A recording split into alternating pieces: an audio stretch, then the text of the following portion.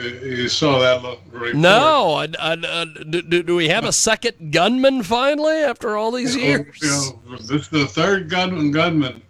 And, Was he the guy in the grassy knoll? I have to say one thing. Was your dad, Charlie? And most of these guys, this news author is 37 years old. So, he really knows a lot. Yeah. So, but again, I reiterate, and I'll say again and again, it was one man, 4 shots, and no matter how much they talk about the conspiracy theories, it does. No one's ever been able to put any 2 people into the same room. Any of these conspiracies. No one's ever been able to put any of these characters together in the same room. And when someone does that, I'll change my mind.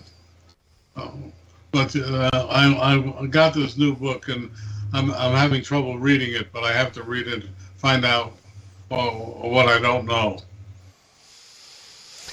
We have got IQ Al Rassoli. Are you out there, Jiggy, or am I seeing just a halo of you? It's who knows? Maybe it's the lights. I don't know what's going on there. Let me see if I can get keep John those letters coming. I still say you got a great book there.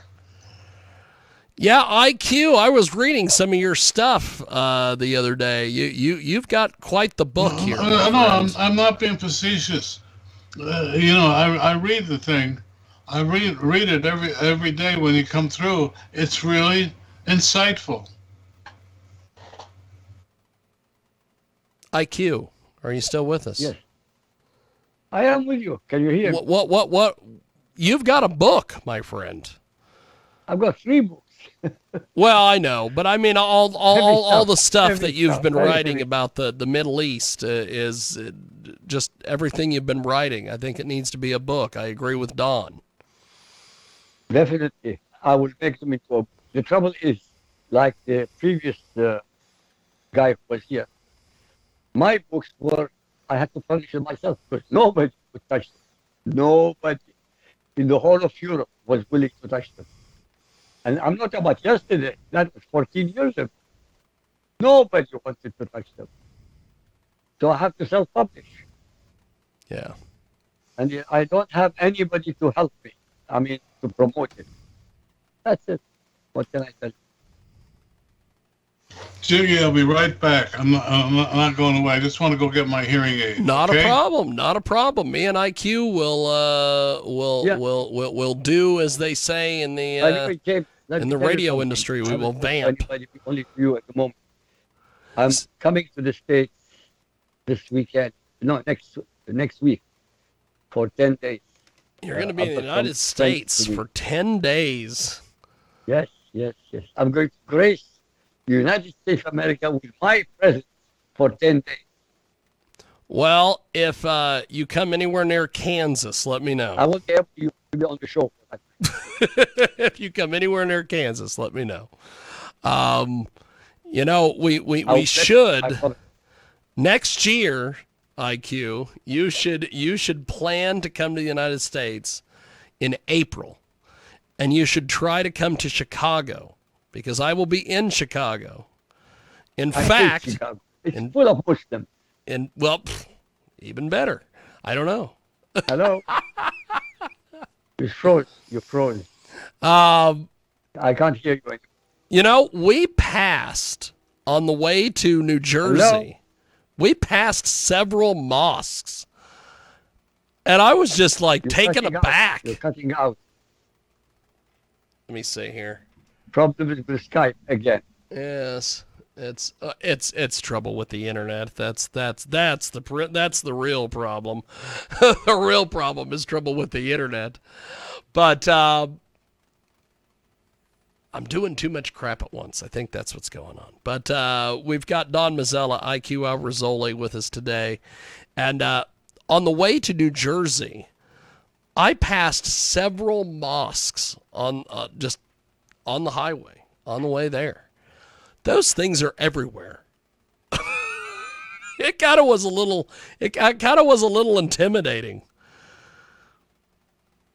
What kind? Well, sorry, I missed something. No, What all is the intimidating? mosques. I kept seeing all these mosques, and they were just on the Well, sides I of the told you. road.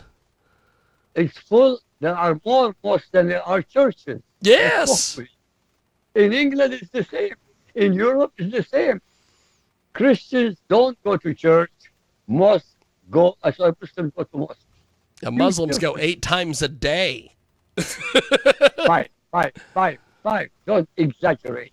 5 times a day they pray. I don't know. Just passing all those mosques on the highway from Kansas to New Jersey, I was And just like, something wow, something you should know. quite What are they intimidating. teaching in the mosque? Jim, what are they teaching in the mosque? Tell me. See, this is the No, thing. you should know. Don't pretend you don't know. You should know. What are they teaching?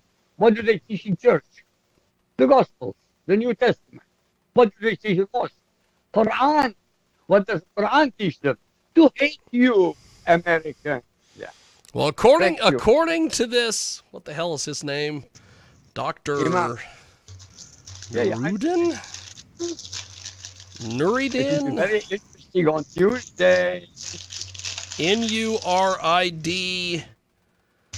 Nuridlin, I guess. Dr. Nureldin.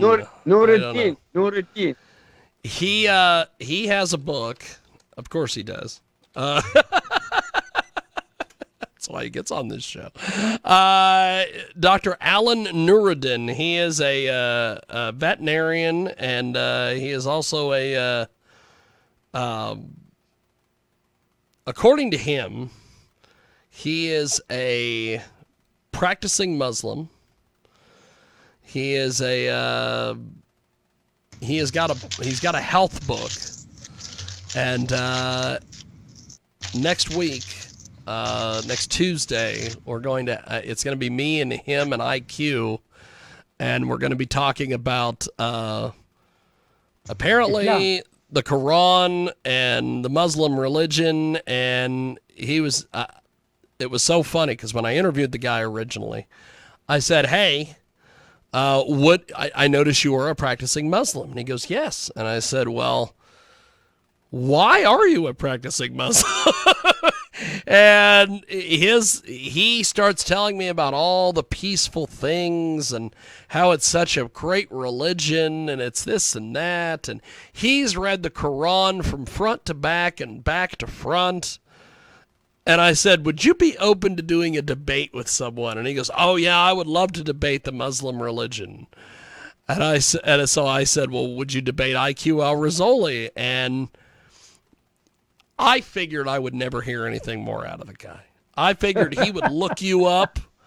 I figured he would ghost me like people ghost people on dating apps these days. I thought I'd never hear a damn thing from him. I'd email him a follow-up. He would have blocked my email address, the whole 9 yards. Changed his phone number, everything. But he gets back with me within a day, and he goes, I would be honored to debate IQ. And I'm like, when are you doing this? next Tuesday. And see, here's the thing. This is what's kind of strange about this. He only wanted to have me and him and IQ. He didn't want anybody else there. That's all I want. Which is weird because, okay. So that's what we're going to do. And as soon as we are done, I'm going to make sure that Dan and Don get both copies of that because I know both of them have expressed interest in wanting to listen to this. But Jeff, there is enough time between now and Tuesday for him to reverse. That's enough time for him to back out. Yeah. And not do the show. You wait and see. Well, you know, that who knows? I know we. What are you going to say? Sorry? What is he saying? He It's says. a religion. He It's one of says the world's all. largest religions. He's- IQ is simply saying Excuse me with all due respect, It's not a religion. It's a cult belief system, the cult of Muhammad. It can only be a religion if Allah is the same as the God of the Bible. Only time it can be called a religion if Allah is the same as the God of the Bible, which is impossible.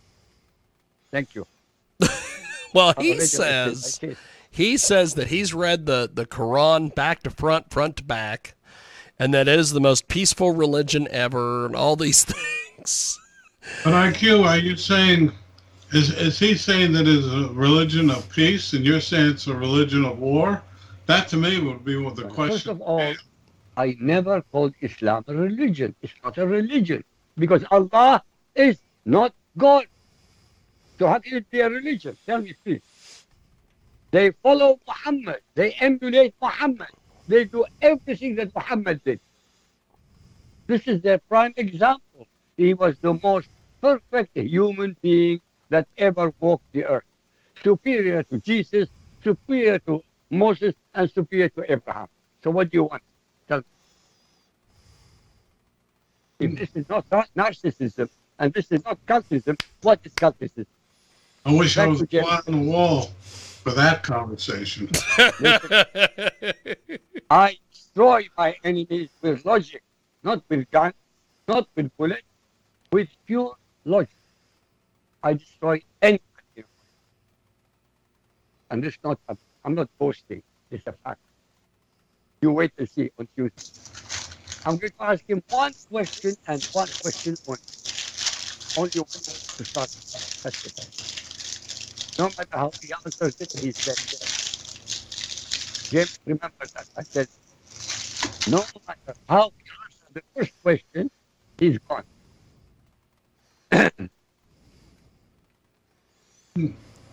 Impressive. Can I switch the subject? Go for a ahead, minute? Don. Yes, let's go, my friend. Let's go.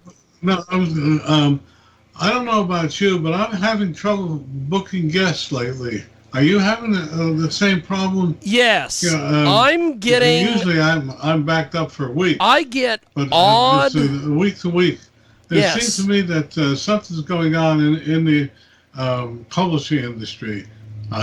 Just a thought. I was wondering if you had any. I get odd emails, and I've been getting these odd emails for the last couple of years where I'll have a press person Conversation. send me an email, and they'll be like, hey, we want to get this person on the show. And they're all excited. We're breaking up again. Okay, well, I'm waiting on the encoders to finally find the internet, so we'll see what happens. Disconnected. We'll see what happens. The encoders will come back, and then I will be back, and we'll have the boys back, and we'll do this whole thing. I don't know. Something's happening on. We gotta get through it. We got 12 minutes before the end of the show. But Don, I seem to be getting these emails from these PR people, and they're all like, "Yeah, we want to book this person on, and we want to do this, we want to do that." And then I send them a date. I send them a time. And then they'll be like, oh, they're no longer available. Yeah. Why did you send me the email? Yeah. That's what's happening to me a lot. Yeah, it's the weirdest thing. And I don't know what that's about. I don't know if they're just mass sending these emails and they don't expect to get responses, or what is going on. And then I have situations where I get an email like the other day from AJ over at Pubulus PR, and he's like, I got Marjorie Taylor Greene available. Can you talk to her on Monday on the phone? And I'm like, yes. Are you kidding? Are you kidding me? I'm like... And then, of course, I try to get her on Skype, and I'm like, hey, why don't we do this? Why don't we do Skype? And he's like, we're not going to have her try to figure out a whole bunch of complicated technology. She'll just call you on the phone. I'm like, okay. We'll do that too. That's very true. But I do agree with you, Don, that and it happens It happens for everything. It happens for authors. It happens for musicians. It happens for everybody. They'll send out these emails, and I, of course, always reply with a date, a time, the whole 9 yards. I tell them, hey, we can do it by phone or we can do it via Skype. All I got to do is send a link. There's no download. There's no account. You just click the link. It's like Zoom. I've got this spiel that I tell people. And then I'll get the email back from them like maybe 5 minutes later that goes, oh, they're no longer available. I'm like, how are you no longer available? You just sent me the email 5 minutes ago. No, it's just unusual. Like 3 or 4 agencies that I've been used for years. Yes. All of a sudden, they send out something. You say, yeah, I'd like to have this person on, and they're booked up. Yeah. Well, send me a time, and I'll see if I can make a mutually time. They never follow up. And that's always my thing. I'm always like, okay, you let me know what they have. And I always do this because I'm kind of a prick. But I always tell them, I go, I have any time available Tuesday, Thursday, or Sunday for the next 3 months. Because I figure you've got time in the next 3 months. Pick a time. And what's funny is I do have, and I don't know who the hell this is, but I have a PR person who I've done that to on a few occasions. And they'll book them for 3 months away. And I'll write it down. They'll be like, can we get them on December 12th at noon? And I'm like, okay. And I'll write it down. And then I will go to send them an email like a month, like for instance, like I had somebody one time book somebody. This was fairly recent. They got in touch with me and they're like, can we book this? Well, they had gotten in touch with me in August, and they said, can we book this for November 6th, which was a Monday? And they said November 6th at like 12:30 Central or whatever. And I wrote them back, and I said, yes. So I wrote it down. I've got this little book that I write all my stuff down because I write everything down. I don't do this writing it on a calendar on email, even though Brittany throws a giant fit that I have a notebook and a clipboard and I write everything down. So I wrote it down and then I get ready to send them an email like 2 weeks before because I've got it written down and I'm like, this got written down 3 months ago. And I'm like, this is never going to happen. And so I send them an email. And before I can send them the email, they've sent me an email saying, can we confirm? And I'm like, yes. It's strange. It's strange how all of these people think. Well, part of the problem, PR is really a matter of follow up. And a lot of these kids simply don't know how to do follow-up. Yeah. That's another thing. I had and in fact, fairly recently, I'm trying to remember who this was. I'd have to go in and see here. What the hell is his name? Justin Graybor. Juston Graybor, I guess. He's an actor. He's with the SAG-AFTRA. JustonGraybor.com. Supposedly he has a stand-up special he's doing. I never heard of him until he sent me the email. And he sent me an email October 23rd announcing he's got a stand-up special. And he's going to do this stand-up special. And so I wrote him back immediately because I always do this. When somebody sends me an email, I immediately write them back and I go, I would be interested in having you a guest on the radio program. Let me know what we can do or if you're interested or any of that. So his response to me was, please follow up with me after November 13th. So I immediately, the way Google does email, I immediately write him back and said following up, and then I scheduled it to go out November 13th or November 14th because he gets it November 14th. I said, following up. And then his response was, I will finalize everything tomorrow morning, and I will get it to you by the end of the day tomorrow. I don't know what that means. So then he wrote me back November 15th, and he goes, sorry about that. How does the first week of December look for you? Let's get something in the books. So I immediately write him back, and I said, December 5th, 1 p.m. Central, 2 p.m. Eastern. He then writes me back 13 minutes ago, and he goes, sounds good, 11 a.m. my time. So that's it. That's how we book an interview here. That's a great way of doing it. When I say it, I send it out immediately. But and I don't book anything over a month in advance. Yes, because you never know what the hell you're going to be doing. I think IQ left us. IQ took off. I think maybe he took off because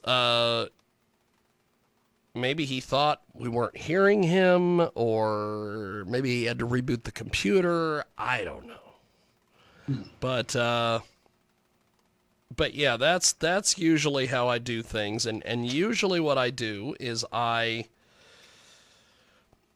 usually book like a month in advance. Like for instance, at the beginning of November, like on the first day of November, I will book everything or try to book everything for the month of November. But every once in a while, I'll have the odd things, like somebody will send me a thing that says, can we book this interview in February? Okay, whatever. I'll write it down. It is, sometimes it's interesting. Or I'll have people, like I had a guy today, which he was a rapper, so I'm not shocked. But he gets in touch with me and he's like, can we do this interview on Google Meet? And I'm like, okay, whatever. So we did this thing on Google Meet. Well, here's the thing. Part of the reason why I like using Skype is because you can pause the Skype call.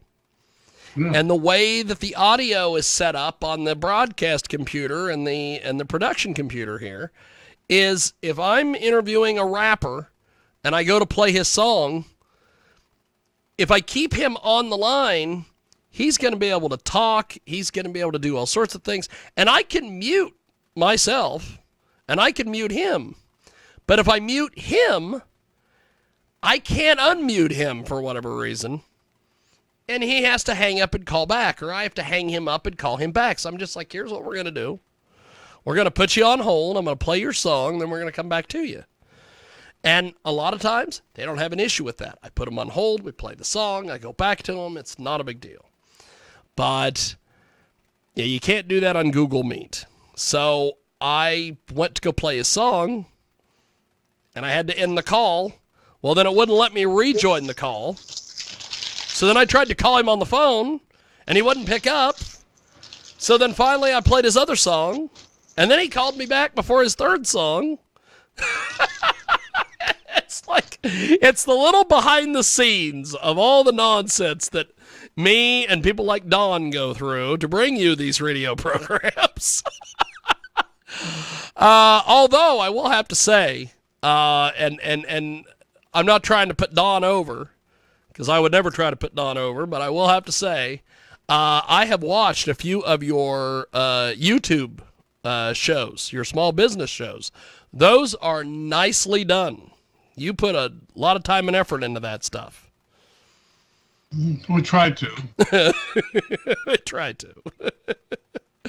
So, it's really the quality of the guests. If you get a good guest. That too. The other day, and I've been talking about this ever since we did it on Tuesday. I got a chance to do an interview with Robert Davi. And we were supposed to only talk for 15 minutes. And we were just supposed to talk about his music show that he has coming up somewhere in Florida. 45 minutes later, we were talking to Robert Davi about everything. politics, religion, movies, everything.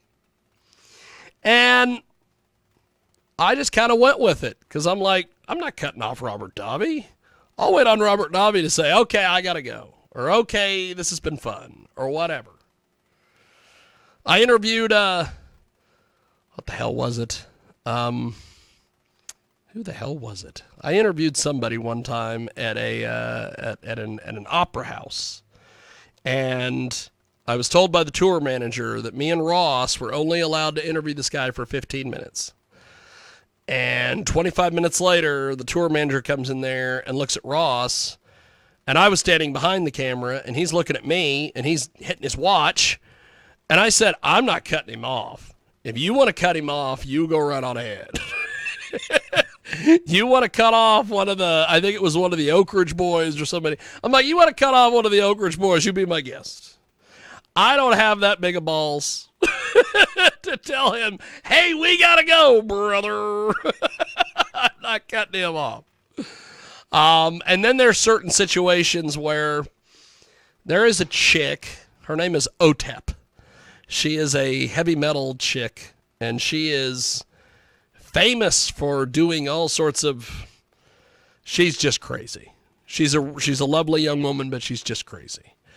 And whenever you go to interview her, you're never to talk politics or religion. You're told by the tour manager at the beginning of the interview, no politics, no religion. And she did an interview with my buddy Michael Nagy, who lives out in Camden, New Jersey, of all places. And that was the first question that she wanted to talk about. He mentioned something about, hey, you got this show tonight here at the whatever the hell building it was. She immediately starts talking politics and religion. And the tour manager is standing behind her going, what are you doing? And it's like, he didn't bring anything up. She did. So it's an interesting way that these things go. Oh, man. Because I'm sure you've been told by various people throughout your entire storied press career that you've interviewed people, don't bring this up, don't bring that up. They immediately bring it up. Oh, my standard answer to them is wherever the interview goes. There you go. There are no prohibited subjects in my view. That's right. But that's me. That's I've right. been a journalist so long, the guys I worked for, they wouldn't have taken any guff from anybody. That's right. That's right. Well, and one of my favorite questions. This is a really fun topic, but one of my favorite things that I always get out of press people is, can you give me a list of questions? Oh. And I always tell them, it's a conversation, not an interrogation. And another thing that I used to tell people when they would always press me on the, why can't you give me a standard list of questions? And I go, okay, let me give you an example. Let's say I'm interviewing this artist and they're talking about how they got a record deal. And they were in a bar. I asked them, hey, how did you get your record deal? And they go, well, I was in this little Oklahoma bar one night, and Toby Keith walks in, and he heard me sing a song, and then he was really impressed by me, and as soon as the show was over with, he handed me the card to his agent, or his record label, and I called them, and that's how I got signed. Okay, now my next question would be, so you got to hang out with Toby Keith. Oh my God, Toby Keith. You know what? I want to talk about Toby Keith. But it's not on the list because the next question is question number 4, whatever the hell that was. Okay, if I don't ask him about Toby Keith, hanging out with Toby Keith, all this stuff, first of all, I'm not doing my job as a journalist. Second, right. People are going to be in the YouTube comments going, how come you didn't talk about Toby Keith? Right. So I always tell these people it's a conversation. It's not an interrogation. I do like your line, though. The interview goes where the interview goes. I like that. I may use that. That's awesome. I love that. So Don, before we let you go, because IQ's already skedaddled, I don't know where he went. Is that Ruler of the Seas? It's first of a three-part trilogy. It's out. I hope people will buy it. To sbdigest.com, and of course hashtag 2sbdigest, and naturally the National Robotics Education Foundation, NREF.org. Always a pleasure talking to you, yes. Jiggy. This was a fun little weird side topic today. We'll have to do more things like this. Give people insight on what we have to do to get our program to them. That's right. That's right. Well, Don, if I don't talk to you before Thanksgiving, have yourself a happy Thanksgiving. Okay. And I will talk to you on the 30th. I am also going to be sending you an email here in a few about your book. So I'm going to send that over to you. But have yourself a wonderful rest of your week, my friend, and I will talk to you soon. Thank you, Don. Same here. Have a great day. Appreciate it, my friend. There he goes. That is the fantastic Don Mazzella joining us today.